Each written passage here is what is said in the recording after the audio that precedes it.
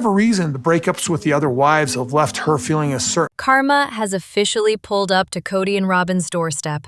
And honestly, I'm living for it. There's this text chain that happened last year before Christmas, and it was about the kids getting together, exchanging gifts and everything. There was a lot that happened on the text chain. Robyn is clearly over it.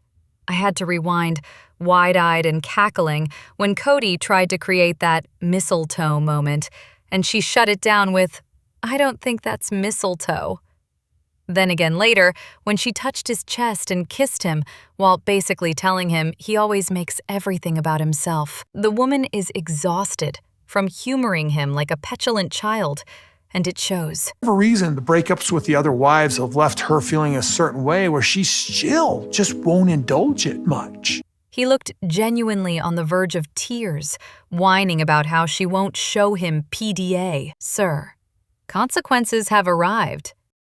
What really struck me was how both Janelle and Christine, separately, gave Mary and Robyn credit for starting certain holiday traditions. I appreciate that they can still speak positively about their former sister wives. Meanwhile, I won't be holding my breath waiting for Mary or Robyn to return the favor. My tradition has always been on Christmas Eve to give the kids... Robyn even had the nerve to act like she originated the pajama gifting tradition instead of acknowledging Mary, who, according to Janelle, made those pajamas by hand, whereas Robyn definitely just bought hers. Not the same thing, sweetheart. Just the knife in the kidneys over all these years! And after rewatching the infamous knife in the kidney scene, I get Christine even more. That tirade was flat out abusive. I don't like hard conversations. I've never liked hard conversations. Seeing her with David now, yes, the PDA can be a little much for us viewers. David isn't the wild card in this. I fully understand why she revels in being adored. Meanwhile, Kody absolutely seethes watching them. He knows Christine finally has a comparison point for just how emotionally absent he was. So now he's flailing around trying to turn everything with Robyn into a competition. Classic immature Kody behavior. Life is great in some ways, but there's also ways that it's not great. Robyn, for her part, once enjoyed the 3 extra incomes and the chaos of 4 wives orbiting around their shared husband. Back then, Kody felt like some kind of polygamous Casanova with women vying for his attention. It's a weird place to be where I'm a monogamous now. Now that it's just the 2 of them, the shine has worn off, and she's stuck with a 60-year-old toddler on testosterone who needs constant attention and is weirdly hypersexual while she's hitting perimenopause. The mismatch is... I can smell my own armpits, and it's gross. Palpable. He's become manic. Thoughts that should stay in his head, he just blurts out. She's drowning in secondhand embarrassment. She looks genuinely turned off, which only makes him act out more. And honestly, I love this journey for both of them. I absolutely believe he's trying to compete with Christine's happiness. Every time Christine and David are playing around like teenagers, you know Kody is internally combusting because he cannot recreate that dynamic with Robyn. Even at her most relaxed, she still looks stiff around him. The magic is gone, and the irony is delicious. Robyn was basically the other woman when he already had 3 wives, but now that she has him all to herself, turns out the prize wasn't the prize. When Kody asked me to marry him and I said yes, he kissed me and I was like... And the funniest part is remembering early episodes when Robyn bragged, "If I want to kiss my husband, I'll just kiss him." All bold with her PDA. Now she's acting like she's entered a Victorian-era chaste courtship. The contrast is chef's kiss comedy. We're all lined up. You 2 are just adorable. Look at you and look. And don't even get me started on Kody trying to bond with Aurora and Brianna with that bizarre, cringy tone. 0 social awareness. Then they cut to the garage, which looked like one of those going out of business liquidation sales you see advertised on cardboard signs at street corners. Who on earth needs that much stuff? After me. You do not control me. You don't control me.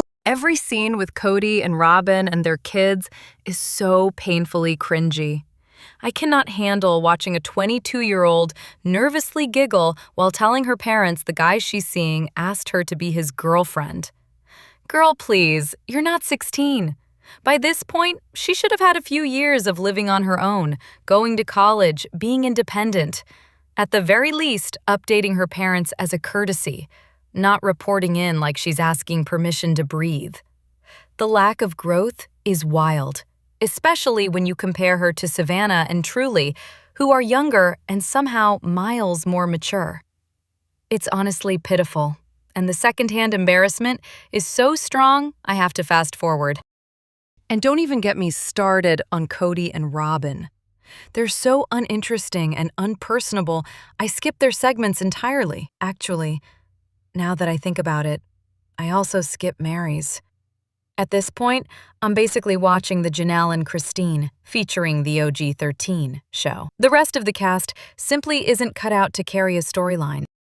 Just to be clear, I'm not saying adult kids can't live at home while in school.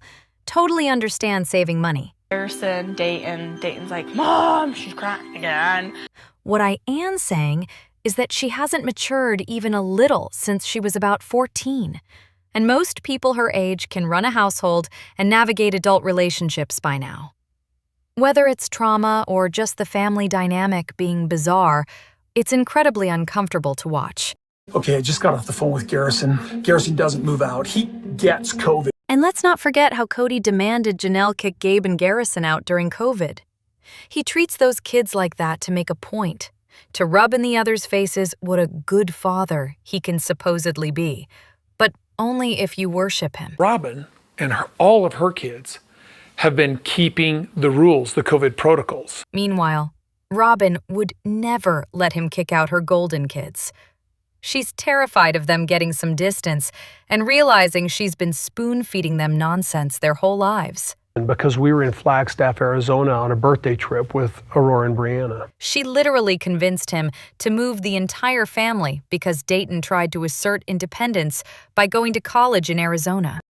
Again, there's nothing wrong with multi-generational living. The issue isn't the setup. It's Kody and Robyn. Period. The way Robyn looked at her during that conversation, wild. When you're just dating, you're kissing another man's wife. And that comment about how kissing someone means you're kissing another man's wife? Absolutely not. What kills me is that everyone feels the same way about Kody and Robyn. Reddit, Facebook, YouTube, people complain about them everywhere. But TLC? They do not care. You cannot ever blame the fact that Robyn and I had a deep love. Kody keeps insisting, almost aggressively, that he and Robyn are still this hot and heavy love story. But the professor suggested, and admitted he was guessing, that Kody is actually overcompensating. The idea is that deep down, I'll tell you what, there's a divine aspect about my relationship. Kody can't face the possibility that he blew up his entire family for Robyn. And now the payoff isn't what he imagined. So instead of dealing with that, he's performing happiness for the cameras. And honestly, more for himself than anyone else. And yes, absolutely. Think back to Christine and David's wedding. His smile was pure plastic, and he was clearly devastated not to be in the mosh pit with everyone else. Be in that mosh pit. Then there was Maddie's pregnancy news, which he didn't get to be part of, and the fact that she kept her kids away from him at Logan's wedding. He is miserable. No, Maddie doesn't really even tell him that she's pregnant. And frankly, it's earned. No amount of money, cars, dolls, watches, paintings, mall butt-slapping, or David Yurman jewelry is going to fill that gaping hole in his chest. They know that I suffer from FOMO, fear of missing out. Honestly, though, I don't even think it's that deep for him. I think it's straight-up FOMO. He said before that he struggles with it. Generally, what happens is anytime Robyn is slighted And he genuinely believed he'd always be the gravitational center of the family, that everyone would orbit him forever. Instead, most of them pieced out. And meanwhile, Robyn and her kids simply aren't providing the lively, adoring crowd he thought he'd always have. The FOMO is real because Cody has always needed an audience. Now that roughly 75% of his family has tapped out of his narcissistic circus, all he has left are Robyn, Sol, and Ari. And that tiny audience just isn't enough to satisfy the bottomless void inside him. Shy, pretty wife now, and she's really shy. So he sweats and pants over Robyn, forcing PDA on her while telling us she's just shy. She's not shy. She's over it. The thrill she once got from being Queen Bee evaporated when the hive collapsed. What we're watching now is two people who, on some level, secretly can't stand each other, but neither is willing to be the one who leaves. I've really struggled. I've been pretty grouchy, very, very angry. Meanwhile, Cody's barely contained rage bubbles just under the surface, and Robyn is the only one left to absorb it. It's weird, messy, kind of tragic, and also exactly the fallout they created for themselves. In the end, he can't admit he made a mistake choosing Robyn. So he doubles down, pretending she's still the prize he once convinced himself she was. And because he can never be wrong, the day will eventually come when he turns that infamous knife in the kidney speech on her. Because in the narcissist playbook, someone always has to take the fall. Wasted.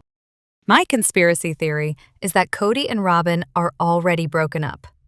I have zero proof, obviously, but the vibe is loud. Like, I'm getting my way on this. It really feels like she's checked out emotionally and would have left already if not for whatever arrangement they seem to have for the sake of the show. Robyn is very sensitive to what other people see.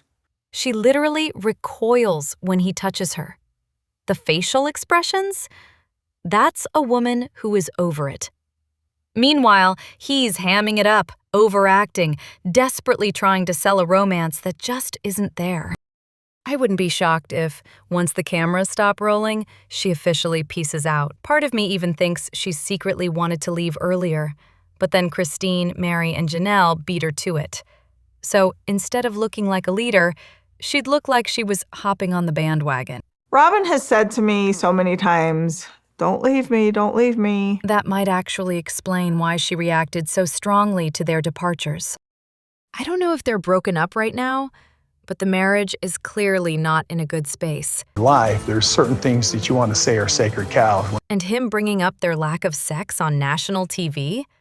Absolutely vile. He's still hung up on Janelle, too.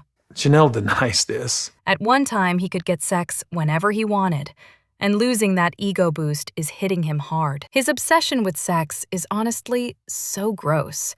Cody has said, well, all of a sudden I met Robyn and she's this diesel jeans model. And Remember that dinner where he said the next wife would have to be hot and basically implied she'd be there for sex? Disgusting. One episode that always stuck with me was back in Vegas when he actually left Robyn's house to stay at Janelle's for a night. The next morning, they were giggling together, and later he told Robyn how exhausted he was. From that moment on, I always believed Janelle was the wife Robyn was most jealous of.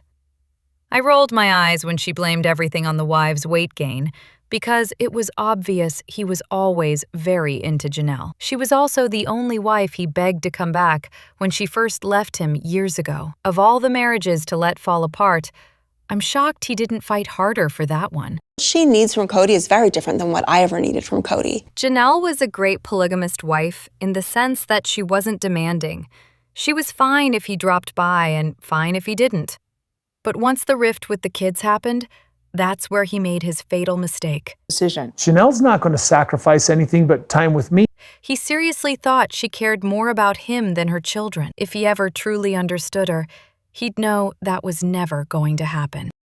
As for Robyn, I actually believe she wanted plural marriage, but she wanted it with herself clearly positioned as the number one wife. How does she fit in? Now that the others have left, the fun is over. I don't think she'll leave him, but I also don't think she's happy. It was never about loving him. It was about winning him. Having a fully functioning relationship with Cody. And now she's stuck with the prize. I wasn't fully convinced she wasn't genuinely into him until this last episode. And maybe it's because Robyn is the only one that he really is with anymore. Even now, I think their marriage functions, but she's overwhelmed by being the only emotional outlet he has left. And honestly, if she did want to leave, where exactly is she going? They've both made this bed, and now they're trapped in it until the money dries up, which will probably be sooner than they think. They're starting to remind me of those couples on Facebook who post constant love declarations and couple selfies, and then 6 months later announce a divorce. For years, Robyn had no problem being affectionate on camera, and suddenly she can't even kiss him in public? Something shifted. For me to be openly affectionate. There's a reason she's withholding affection now, and whatever it is, it's not subtle. Let Aurora and her cowboy have their moment, for once. But no. Trees for Aurora and Brody. Aww. Cody simply cannot handle not being the center of gravity in every room he walks into. Aurora's boyfriend says something sweet about spending a special day with her. Cody is a romantic person, and anytime he sees anyone he be. And instead of letting it be cute, Cody barrels in like, wait, how does this relate back to me and Robyn? His internal monologue has to just be one word on repeat. Me, me, me, me, me. And of course he had to make the poor guy uncomfortable in front of everyone. Where's my pocket knife? Brody, do you have a pocket knife? I did. The pocket knife moment was clearly a harmless joke. Adorable, even. Yet Cody turned it into a full-blown interrogation about why Brody would think Aurora might ever need to defend herself from him. It's astounding how a man with so much life experience can possess zero social skills. He's spent so many years being worshipped that he has no clue how to function among normal humans. It was painfully obvious on World's Toughest Challenge, too. He cannot read a social cue to save his life. Now that he's dropped the nice guy facade entirely, we're seeing the raw, unfiltered version. Loud, awkward, competitive, and endlessly self-involved. I wish that Cody and his kids got along better. This is exactly why his adult kids want nothing to do with him. Honestly, his sons-in-law deserve medals for tolerating him as long as they have. He didn't ask me first. I'm just kidding. It's a little different. Meanwhile, he's practically auditioning for Most Overbearing Father-in-Law of the Year with Robyn's kids while ignoring the existence of his other children. I say to these young men almost always, your job is to protect my daughter. And he absolutely needs to quit acting like he's qualified to give advice on marriage, faith, careers, anything really. He's quite literally a negligent, balding dad who sells gun parts and monetizes family dysfunction for a living. That's his resume. And the meddling. My God, the meddling. So what's up, Aurora? But speaking of no pressure. Aurora is 22 and barely dating. She should be having fun, not fielding her stepdad's bizarre monologues about his divorces. Robyn is over here fantasizing about being a grandma, but the way she and Cody swarm every young man who comes near her daughters, they're going to scare off every potential partner before the poor girls even get a chance. I'm a friendly guy. It's easy to pass my muster. Honestly, sometimes it feels like Cody gets giddy, almost flirty around young men. It's bizarre. He lights up like they're fresh supply for his narcissism. He genuinely seems convinced every guy wants to bask in his presence. And the whole dynamic in their house is just weird. Prior to me leaving, he had kind of gradually been taking his stuff out of my house, and everything feels staged and stilted, like high school theater gone wrong. Okay, Cody and Robyn, stand in the garage and pretend to look at boxes. Aurora, enter stage right. Meanwhile, no one asks Brody how his day was or offers him a drink. They're too busy making the entire moment uncomfortable. The whole episode was one long cringe parade. They're getting bold this season. During the tree decorating scene, right in the middle of Kody's gross little "I'm for chastity, you're stealing from her future husband" speech, because women are objects to him, apparently, he tosses out that he didn't touch Robyn before marriage. And then, perfectly timed, they flash their engagement photo, where Robyn is literally piggybacking on him. I mean, come on. The editors absolutely knew what they were doing. Oh, that's nice. They're engaged now, so now it's more official. It even calls back to Christine's comments last season about how their engagement photos looked way too close and intimate for people who supposedly waited. The producers are either showing their own bias or catering to ours. And honestly, I'm here for it. And see how serious our spiritual... And I just want someone, anyone, to ask Robyn how she managed to marry Cody if she was still married in the eyes of God. Because either she has to admit infidelity with her ex-husband or admit she and Cody weren't chaste before the wedding. She'd cry her way out of answering, of course, but the question alone would make great TV. Yes, I remember with Truly was being born, and I went over to just see how things were with Robyn. Also, why didn't production roll the clip of him kissing Robyn while Christine was literally in labor? Talk about missed opportunity. It would have blown his "we were pure as driven snow" revisionist monologue to pieces. He still gets that soft, protective edit, even though he's an insufferable liar who lies about things we have on camera. I'm glad he's getting a trophy wife, you know? And the funniest part? He keeps boasting about not touching Robyn, as if they're the gold standard of doctrinal purity, conveniently ignoring that neither of them was exactly chaste with their first legal spouses. But sure, Cody, tell us more about your moral high ground. And then there's his "I had an outlet" comment, which, ew, essentially admitting he was sleeping with the OG wives while fantasizing about Robyn. So demeaning. And now he's tossing pointed remarks at Robyn like, "Well, I want more of some things than you do," which is basically code for "I'm bored and shopping for my next shiny object." Sorry, Robyn, you're not special. There's a saying, if they do it with you, they'll do it to you. And Cody absolutely will. He's already sniffing around for the next young, pretty distraction. And the government in Utah was very, very harsh. For someone like Janelle, who loves to posture as a hardcore libertarian, it's hilarious how quickly she'll turn around and throw shade at the big bad government for not expanding the social safety net wide enough to cover health insurance for her kids. The hypocrisy is Olympic level. But it's really very socialistic. We just want to be left alone to live however we want. But also, please fund healthcare for our enormous family we chose to have. The Browns have always excelled at this particular brand of cognitive dissonance. And let's be honest, over the years, they absolutely had insurance options. Some cheap, some pricey, but the idea that they couldn't insure their kids simply isn't true.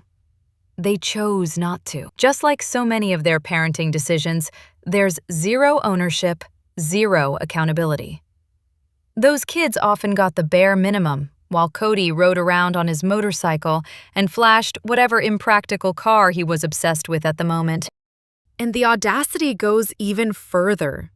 Janelle sat on national television talking about how tight money was. Wow, I wonder how I'm going to pay him next month, How her kids barely had anything. How it was somehow Mary's fault for not contributing enough to the family pot. Only for us to later learn that Janelle had a solo retirement account tucked away. Meanwhile, her kids' needs were barely being met. She never expected Cody to provide for his own children, never called him out for collecting new romantic prospects like Pokemon cards while debts piled up. Even sacrificing some of our, financial retirement and everything, just trying to make sure these kids were all launched. But she did drain what was left of her retirement, after penalties, to help Robyn get a house, and still managed to blame Mary. That mindset tracks eerily well with her attitudes toward government help. None of the moms held Cody accountable for anything, ever. They were so scared of upsetting him that they let their kids go without rather than risk losing his attention, which he wasn't giving them anyway. And then there's the selective accountability. Janelle will drag Mary for supposedly not contributing enough, but somehow Robyn, who also wasn't exactly funneling money into the family pot, gets a free pass? How does that equation work? At this point, they should all just stop pointing fingers, because none of them are making strong cases for themselves. Had some sort of idea that somehow it was being abused or whatever, but Meanwhile, their whole moral outrage shtick about people abusing the system is rich, coming from a family that very much benefited from food stamps, bankruptcies, and other social supports, while publicly clutching their pearls about government overreach. To a government that dictates who I love. Apparently, government help is only immoral when other people get it. And maybe, just maybe, Janelle shouldn't have donated to politicians hell-bent on dismantling affordable health care, or politicians who vilify non-traditional families, including, hers. Polygamy is illegal for many reasons, one being the concept of bleeding the beast, creating massive families you can't financially sustain and expecting taxpayers to cover the gap. The cosmic irony is almost poetic. You want your own planet in the afterlife, but in the meantime, I'm stuck funding your earthly mortgage and medical bills? The audacity is intergalactic. That laws like this even exist. They're trying to pass it. What really got me was her whining about how people are so mean to polygamists, and it's all just so unfair. Spare me.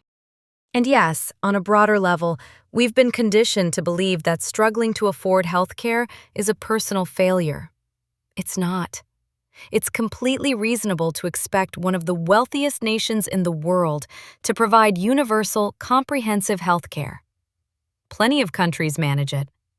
Tying health insurance to employment keeps people trapped, stressed, and financially vulnerable. But the Brown situation? That wasn't a broken system failing them. That was them failing their own kids, while pretending someone else should foot the blame and the bill. If you appreciate nuanced takes that separate systemic failures from personal responsibility, subscribe for more long-form analysis and unapologetically honest commentary.